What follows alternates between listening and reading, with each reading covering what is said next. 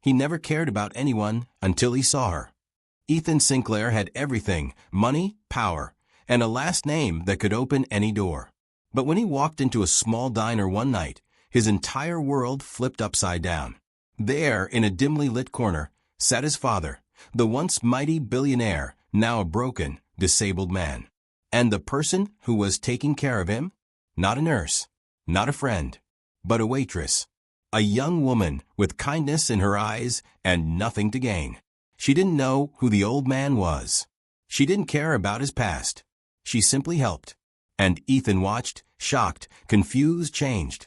What happened next? No one could have predicted. Because this wasn't just about a billionaire's son and a kind-hearted waitress. This was about justice. About secrets buried in the past.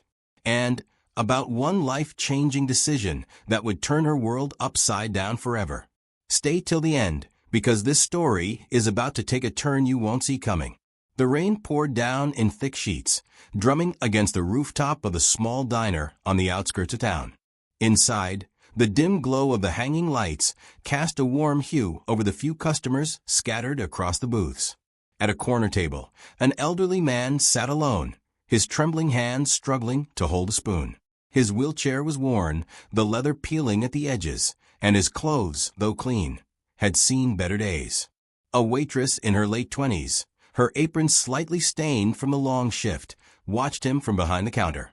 Her name tag read Sophie, and despite the exhaustion in her eyes, there was kindness there too. She had been working at the diner for years, balancing 2 jobs to make ends meet. Something about the old man tugged at her heart. She had noticed him before, always alone, always struggling, but never asking for help. Tonight, she made a decision. Walking over to his table, she knelt down slightly so their eyes met. "Let me help you with that," she said softly, taking the spoon from his hand and carefully feeding him. The old man hesitated, his pride fighting against his need, but in the end, he allowed her kindness. Unbeknownst to her, someone was watching. A young man in a tailored suit sat a few tables away, a gold watch gleaming on his wrist. He had stepped in to escape the rain, barely paying attention to his surroundings, until now. His name was Ethan Sinclair, heir to the Sinclair fortune, a man who had never known a life without luxury. He had been raised in a world where people served him, where money solved problems, and where kindness was often a transaction. But something about this moment struck him. He watched as Sophie patiently fed the old man, speaking to him in a gentle tone, wiping the corner of his mouth when he spilled a little. There was no disgust in her eyes, no irritation, only care. Ethan shifted in his seat, uncomfortable. He had spent millions on charity events, donated to causes, yet he had never seen kindness like this. Minutes later, the old man finished his meal, murmuring a quiet thank you. Sophie smiled and patted his hand before taking the plate away. As Ethan watched, something stirred inside him. The old man rolled his wheelchair toward the door, struggling to push it open. Sophie rushed over, holding it for him. Ethan couldn't help himself. He stood up and followed them outside. The rain had slowed, leaving the pavement glistening. The old man wheeled himself toward a small, broken-down car parked under a flickering street lamp. Ethan's breath caught in his throat. The car was barely holding together, its tires worn, its paint chipped. Sophie walked beside the old man, making sure he got in safely. Ethan took a step closer, his heart pounding. "Who is he?" he found himself asking. Sophie turned, startled. She hadn't even noticed him following. "He's Mr. Anderson," she said, her voice hesitant. "He used to be a businessman before the accident." Ethan's stomach twisted. "Accident?" Sophie hesitated, glancing at the old man, who was now struggling to shut his car door. "He was in a car crash a few years ago," she said quietly. "Lost his wife, lost his ability to walk, and lost his business." Ethan felt a strange pressure in his chest. He had grown up surrounded by men in suits, by powerful businessmen who would do anything to climb higher. And yet, here was one of them, forgotten, struggling just to eat. Sophie turned back to the old man and gently patted the hood of his car. "Drive safe, Mr. Anderson." The old man smiled faintly before starting the engine, which sputtered and coughed before coming to life. He pulled away slowly, disappearing into the night. Ethan stood in silence. Sophie sighed, rubbing her arms against the cold. "If you're looking for a seat, the diner's still open." Ethan looked at her, really looked at her. Her uniform was faded, her shoes scuffed. She had given everything she had to someone who had nothing, and she had no idea who he was. Something in him shifted. "Why did you help him?" he asked. Sophie frowned. "Because he needed it. Even though you don't have much yourself." She gave him a small smile. "Kindness isn't about what you have. It's about what you give." Ethan swallowed, his throat dry. Those words lodged themselves deep inside him. He had everything, yet had given nothing that truly mattered. He took a deep breath. "Would you have dinner with me?" Sophie blinked, startled. "What?" Ethan hesitated. He wasn't sure what he was doing, only that he needed to understand the kind of person she was. "Please. One dinner." Sophie hesitated, studying him. There was something in his eyes, something raw, something honest. She sighed. "All right. One dinner." Neither of them knew it then, but that dinner would change both of their lives forever. And neither of them knew. Ethan's past was about to collide with his present in ways he never expected. Ethan had never been so aware of time as he was that night. The hours felt stretched, every moment tinged with something unfamiliar, something real. He had dined in the most expensive restaurants, eaten meals crafted by world-renowned chefs. But that night, sitting across from Sophie in the little booth at the diner, nothing had ever tasted better. She had agreed reluctantly, wiping her hands on her apron before untying it, sliding into the seat across from him with the kind of hesitation that told him she wasn't used to this, wasn't used to men in suits asking her to dinner. At first, their conversation was shallow.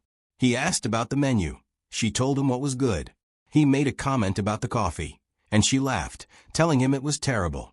But then, as the minutes passed, the layers started peeling away. Sophie wasn't just a waitress. She had dreams, too, dreams that had been put on hold because life demanded sacrifices. She had once wanted to study medicine, had even been accepted into a university, but when her mother got sick, she had dropped everything to take care of her. And when her mother passed, there was no money left for school. So she stayed. She worked. She survived. Ethan listened, something tightening in his chest with every word. She spoke with such quiet strength, as if she had accepted her fate, as if she didn't realize how extraordinary she was. It struck him then, how different their worlds were. He had never known struggle, never known the weight of choices that weren't really choices at all. He had grown up in mansions, attended the best schools, had doors opened for him before he even knew they existed. And yet, sitting across from Sophie, he felt small. She turned the conversation back to him, asked him about his life, but for the first time in his existence, Ethan found himself reluctant to speak about it. What was there to say? That he had everything? That money had always been a shield between him and real life? That he had spent his days in boardrooms, his nights in exclusive clubs, never once questioning the privilege he had been handed at birth? It all felt so meaningless. But he did tell her one thing. He told her why he had walked into the diner that night. "I was supposed to have dinner with my father," he admitted, staring down at his untouched coffee. "But he canceled. Again." Sophie tilted her head, waiting. "He's never had time for me," Ethan continued, his voice tight. "Business was always more important. I grew up with a father who measured love in achievements. And I always thought that if I could just be successful enough, he'd finally see me." He exhaled sharply, running a hand through his hair. "But he never does. He just keeps moving. And I keep chasing after a man who doesn't even turn around." Silence settled between them, thick with unspoken things. When Sophie finally spoke, her words were gentle but firm. "Maybe it's time to stop chasing." Ethan's breath caught. Maybe it was. The night stretched on, and before he knew it, the diner was closing.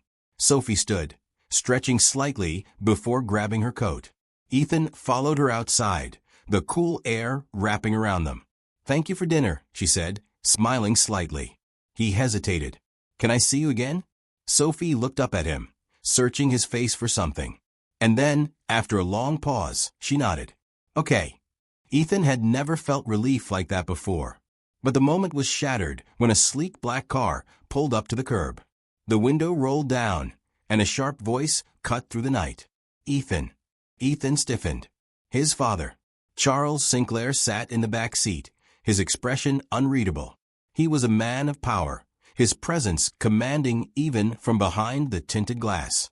His tailored suit was immaculate, his graying hair perfectly in place, and his eyes, cold, assessing, flickered between Ethan and Sophie.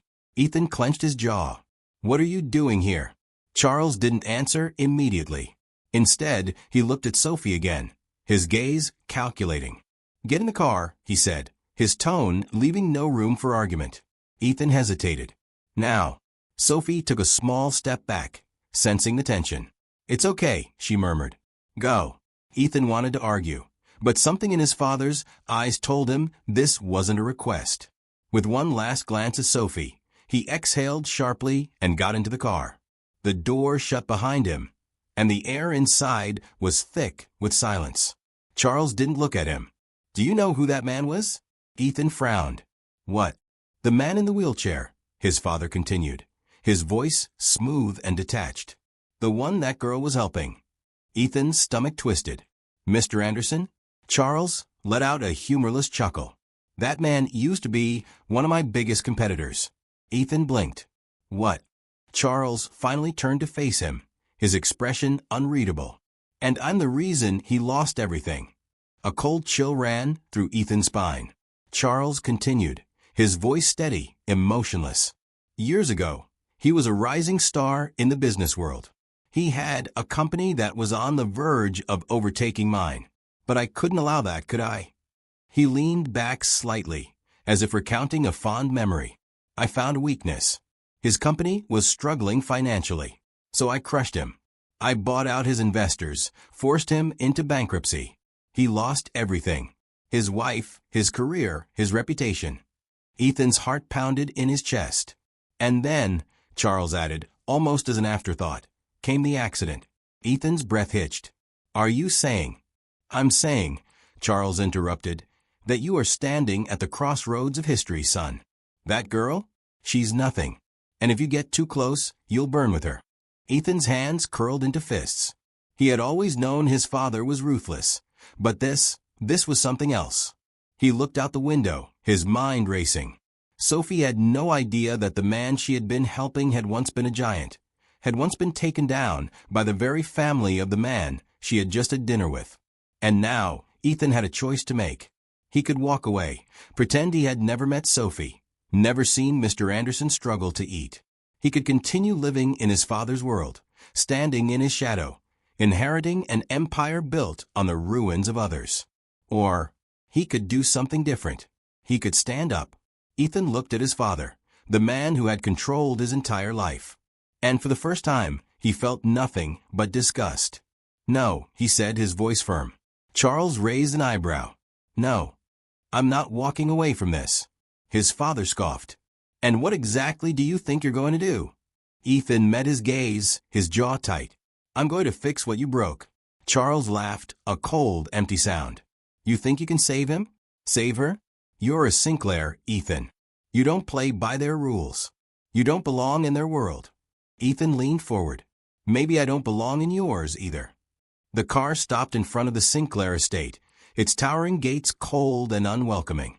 Ethan didn't wait for another word. He opened the door and stepped out, slamming it behind him. As the car drove away, he stood there, staring at the empty road ahead. And then, without hesitation, he pulled out his phone. He had a plan, and he wasn't going to let history repeat itself. Sophie had helped Mr. Anderson without expecting anything in return. She had given kindness freely, without hesitation. Now it was Ethan's turn. And for the first time in his life, he finally knew what it meant to be a good man. Ethan stood at the gates of his family estate, the night air biting against his skin, but he barely felt it. His pulse pounded in his ears, his father's words still echoing in his head. "That girl? She's nothing. And if you get too close, you'll burn with her." He had spent his whole life living in the shadow of Charles Sinclair, measuring his worth by a man who never once looked at him as more than a piece in his grand game of business and power. But for the first time, Ethan wasn't just another pawn. He had stepped off the board, and there was no going back. Without hesitation, he pulled out his phone and dialed. The ringing felt endless, each second stretching, but then there was a soft click. Ethan. Sophie's voice, uncertain, hesitant. He took a breath. I need to see you. A pause. It's late. I don't care. His voice was steady, unwavering. I have to tell you something. There was silence, and for a moment, he feared she would say no. That she would decide he was just another rich man playing games. But then she sighed, and he heard the rustling of movement.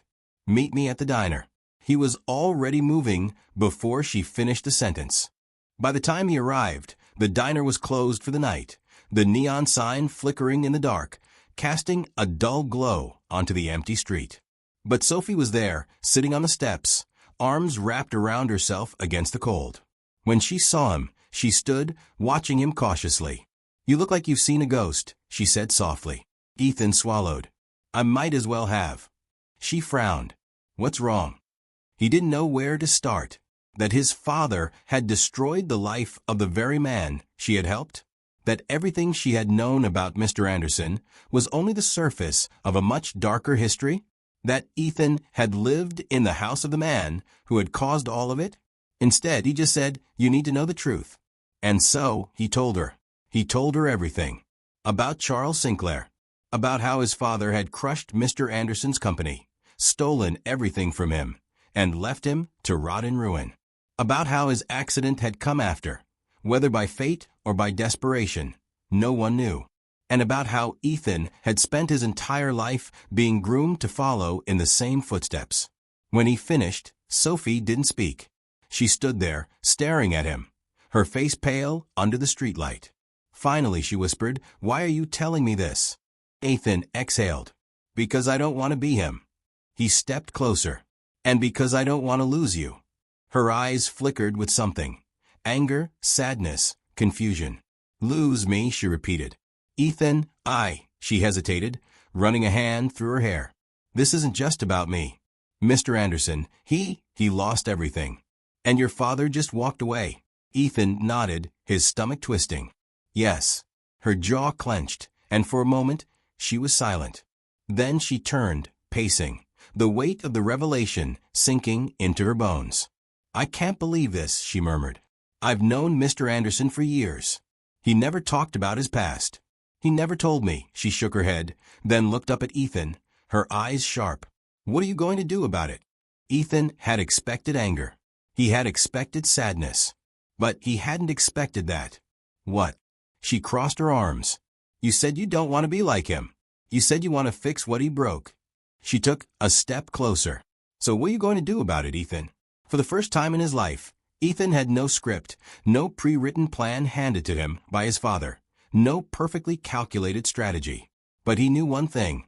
He wasn't going to let history repeat itself. I'm going to give him his life back, Ethan said.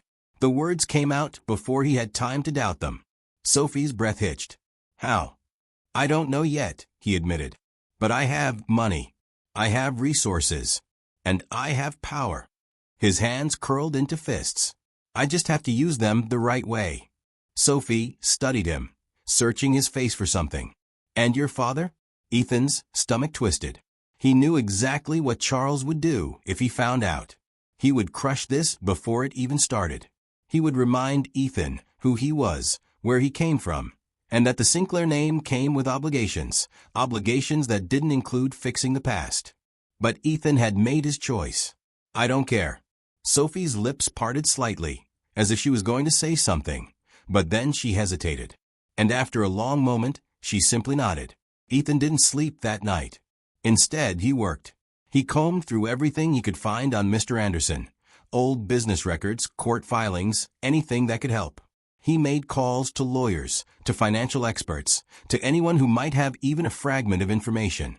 And as the sun rose, the picture became clearer. His father hadn't just ruined Mr. Anderson. He had made sure there was no way back. Charles had cut off every avenue of recovery, bought out every potential investor who might have saved Anderson's company, and blacklisted him from every major corporation in the industry. It was deliberate. It was ruthless. And it was irreversible. Unless Ethan did something drastic. By the time the city was awake, Ethan had made his decision. He wasn't just going to help Mr. Anderson. He was going to restore him. But there was only one way to do that. He had to take down his own father. The first move was simple. Ethan scheduled a press conference under the Sinclair name, ensuring maximum exposure. He knew Charles would find out immediately, but he didn't care. The second move was riskier. He called Sophie. "I need you to bring Mr. Anderson," he said. She was silent. "Then, Ethan, what are you?" "Trust me." A long pause. Then, finally, "Okay." By the time Ethan arrived at the venue, reporters were already gathered, cameras flashing. He stood in front of the microphones, heart pounding. And then, right on cue, Charles Sinclair arrived. He didn't speak at first. He just stood at the back, arms crossed, watching his son with an expression of cold amusement. Ethan turned to the crowd. He took a breath. And then he spoke. "My name is Ethan Sinclair," he said. "And I am here to tell the truth." A murmur ran through the room. "My father, Charles Sinclair, built his empire on power and control. But what the world doesn't know is the cost." He glanced at Mr. Anderson, whose face was unreadable. "Years ago, my father deliberately destroyed a man's livelihood. He took everything from him, his company, his future, his dignity. And when that wasn't enough, he made sure he could never rise again." The room was dead silent. Ethan exhaled. "Today, I am returning what was stolen." He turned to Mr. Anderson. "I have reinstated your company under your name. Every asset that was taken from you has been restored. And any damages caused by the Sinclair Corporation will be paid, personally, by me." Gasps erupted in the room. Charles's voice cut through the noise, sharp as a blade. "Ethan." Ethan turned. His father's face was unreadable. But there was something dangerous in his eyes. "You don't know what you're doing," Charles said, voice low. Ethan took a step closer. "Yes, I do." A flicker of something. Was it surprise? Annoyance? Fear? For the first time in his life, Ethan saw his father recalculate. And for the first time, Ethan wasn't afraid. He had broken free, and he wasn't looking back.